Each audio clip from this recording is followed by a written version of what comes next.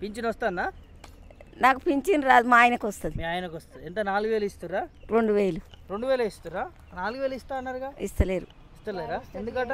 ఏమంటారు? ఏమో నాకేమరక సార్ ఏమనేది. సరిపోతున్నాయి 2000? సరిపోతాయి 2000. అన్నిటికీ రేట్లు ఎక్క ఏం సరిపోతుంది సార్? ఏం సరిపోతలేవా? ఏం సరిపోతలేవు. అంతేనా? 6 గ్యారెంటీలు వస్తున్నాయి పోనీ?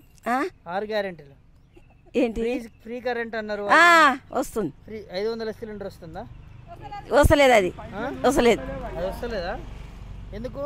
ఏమో సార్. ఎంత కడుతురు సిలిండర్? సిలిండర్కి ఇస్తలేడు.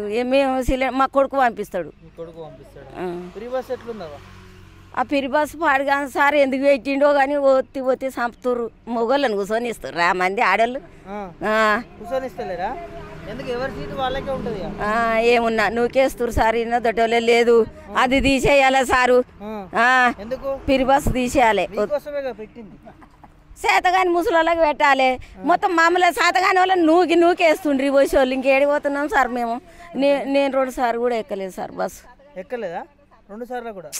ఎందుకు? మీకోసం పెట్టారు కదా. నూకుతుంటే ఆటో ఎక్కుతున్నాం. పోతే 20 రూపాయలు. ఆటో ఎక్కుతారా? ఆటో ఎక్కుతలేరని ఆటో వాళ్ళు అంటారు కదా. గట్లే శాతగానంలో ఆటో పోతారు. అంతేనా? ఎట్లుంది రేవంత్ రెడ్డి ప్రభుత్వం? ఏమో సార్ గట్లే నడుస్తుంది.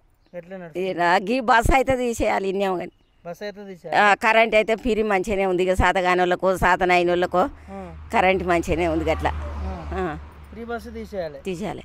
ఉండొద్దంటూ ఉండదు. మీకు ఆదాయం వస్తుందని ముఖ్యమంత్రి అంటుంది. ఏం ఆదాయం వస్తుంది సార్? 6000 మిగులుతున్నాడు నెలకి. మేము రోజు పోతున్నామా? మేమేమన్నా బస్సులల్లో మిగిలిన మాకు రోజు పోయేటోళ్ళు కాదా? మేమేం పోం సార్. రోజు మాకు చదువులు రావు, సమాచారాలు రావు. మేము ఏం తెచ్చుకుంటాం గోము అంతే అంటాం.